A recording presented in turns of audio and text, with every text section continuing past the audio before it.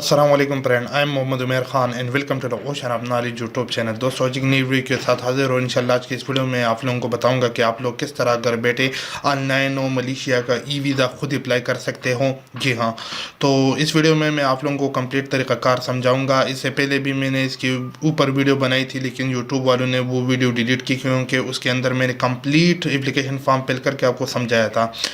तो आज की इस वीडियो में मैं कोशिश करूंगा कि जो मेन इन्फॉर्मेशन में वो आपको बता दूं, ताकि यूट्यूब वीडियो दोबारा डिलीट ना करे। ठीक है, तो इसके लिए ऐसा है, अगर आप लोग ट्रैवल एजेंसी का काम करते हो और आप ट्रैवल एजेंट हो तो आप अपने पैसेंजर के लिए, क्लाइंट के लिए भी ये कर सकते हो। इसके अलावा अगर आप ख़ुद ट्रैवल करना चाहते हो मलेशिया के लिए तो ख़ुद अपने लिए भी अप्लाई कर सकते हो।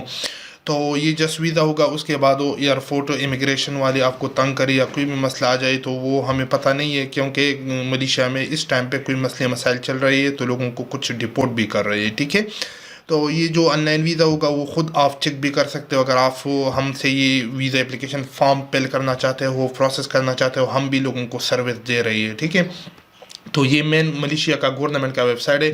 अब आप लोग अगर यहाँ से अप्लाई करना चाहते हो तो आप लोगों के पास हो ये डॉक्यूमेंट्स होना ज़रूरी है। इसमें आप लोगों का पासपोर्ट हो, पिक्चर हो, बैंक स्टेटमेंट ज़रूरी है। कम से कम 3 महीने का या 6 महीने का बैंक स्टेटमेंट हो और उसमें 4-5 लाख रुपए आपके अकाउंट में होना ज़रूरी है। ठीक है, अगर बैंक स्टेटमेंट नहीं है तो फिर आप दूसरा तरीका यूज़ कर सकते हो, मतलब वो कोई ट्रैवल एजेंसी वालों से वीज़ा हासिल कर सकते हो, जो कि हम भी ये सर्विस दे रही है बगैर बैंक स्टेटमेंट के। ठीक है, वीज़ा हम आपका प्रोसेस कर सकते हैं।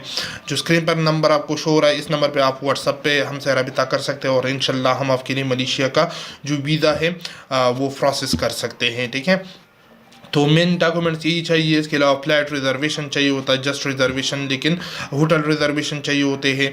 तो ये चीज़ें अगर आपको चाहिए वो भी हम आपको सर्विस दे सकते हैं। ठीक है, तो यहाँ पे आप लोगों का टाइम वेस्ट नहीं करता, आप लोगों ने यहाँ इस वेबसाइट के ऊपर आना है और उसके बाद वो आई एम न्यू अप्लाई, अगर आप लोग न्यू है तो आप लोगों ने इस पर क्लिक कर देना है और यहाँ से सबसे पहले आप लोगों ने अपना अकाउंट जनरेट करना होगा। ठीक है, तो मैं इस पर जस्ट क्लिक कर रहा हूँ। आप लोग देख सकते हो यहाँ पे आप लोगों ने पासपोर्ट को देख के यहाँ पे गिवन नेम, अपना surname, nationality, passport number, आप लोगों ने अपना gender, date of birth select कर देना है। यहाँ पे आप लोगों ने अपना एड्रेस डालना है। सारे इंफॉर्मेशन डालने के बाद आप लोगों ने रजिस्टर बटन पे क्लिक करके तो आपका अकाउंट यहाँ पे रजिस्टर हो जाएगा। ठीक है, तो रजिस्ट्रेशन होने के बाद आप लोगों ने रिटर्न यूज़र पे क्लिक कर देना है और इस पे क्लिक करने के बाद आप लोगों ने यहाँ पे अपना ईमेल और पासवर्ड डालना है और यहाँ पे जो कैप्चा शो हो रहा है आप लोगों ने ये एंटर करना है। अब याद रखिए, यहाँ पे कब कभार हम कैप्चा एंटर करते हैं, ठीक है, लेकिन मसला ये आ जाता है कि यहाँ पे बार बार एरर आ जाता है कि आपका कैप्चा रॉन्ग है। तो आप तकरीबन 4-5 दफ़ा आप एंटर करोगे तो ये मसला हल हो जाएगा और उसके बाद ये एप्लीकेशन खुद ही आगे चला जाएगा। ये देख सकते हो रॉन्ग कैप्चा,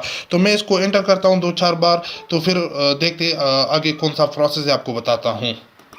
ओके, तो आप लोग कैप्चा एंटर करोगे तो आपके सामने इस तरह वेबसाइट ओपन हो जाएगा। ठीक है, और यहाँ पे आप लोग देख सकते हो हमने ऑलरेडी कुछ एप्लीकेशन प्रोसेस किए। तो आप लोग क्या करोगे, यहाँ पे ऐड न्यू एप्लीकेशन पे क्लिक करोगे और प्रोसीड पे क्लिक करोगे। ठीक है, यहाँ से आप लोगों ने अपना वीज़ा कैटेगरी सेलेक्ट करना होगा। जो टूरिस्ट वीज़ा अप्लाई करना चाहते हो इस पर क्लिक करके प्रोसीड बटन पे क्लिक करोगे तो आपका यहाँ पे एप्लीकेशन आपके सामने ओपन हो जाएगा। जो एप्लीकेशन ओपन हो जाएगा ना, वो इसी तरीके से होगा, मैं आपको दिखाता हूँ। ठीक है, यहाँ पे मेरे सामने ऑलरेडी है, तो ये इस तरह एप्लीकेशन आप लोगों के सामने आएगा। तो आप लोगों ने यहाँ पे अपना वाइट बैकग्राउंड वाला एक पिक्चर अपलोड करना होगा यहाँ पे। ठीक है, जिसकी शायद 2 MB से ज़्यादा ना हो। यहाँ पे आप लोगों ने अपना पासपोर्ट अपलोड करना होगा। यहाँ पे आप लोगों ने क्या करना है, आप लोगों ने अपना जो नीचे आकर सर नेम लिखना है, डेट ऑफ बर्थ लिखना है, गिवन नेम पासपोर्ट को देखकर लिखना है, मेल हो फीमेल हो वो लिखना है। यहाँ पे आप लोगों ने अपना ईमेल सेलेक्ट करना है और उसके बाद यहाँ पे अगर आप लोग टूरिस्ट वीज़ा अप्लाई करना चाहते हो तो सिंगल एंट्री आपको मिलेगा। यहाँ पे क्लिक करके यहाँ से आप लोगों ने टूर का ऑप्शन सेलेक्ट करना होगा। अगर आप बिजनेस करना चाहते हो वहाँ पे तो मल्टीपल एंट्री भी आपको मिल सकती है। मल्टीपल एंट्री सेलेक्ट करिए, यहाँ पे बिजनेस का ऑप्शन है। ठीक है, तो वो टोटली आप लोगों के ऊपर डिपेंड करता है। इसके अलावा यहाँ पे आप लोगों ने अपने पासपोर्ट के मुताबिक डिटेल डालनी है। मैं यहाँ पे हर चीज़ नहीं डाल रहा क्योंकि यूट्यूब वीडियो डिलीट कर रहा है। ठीक है, यहाँ पे आप लोगों ने जो होटल बुकिंग वगैरह क्यों की, जो कि मैंने आपको बताया, अगर आपको होटल बुकिंग चाहिए वो हम आपके लिए कर सकते हैं। फ्लाइट रिजर्वेशन हो गया, होटल बुकिंग हो गया, इसके अलावा कंप्लीट प्रोसेस भी आप लोगों ने क्लिक कर सकते हैं।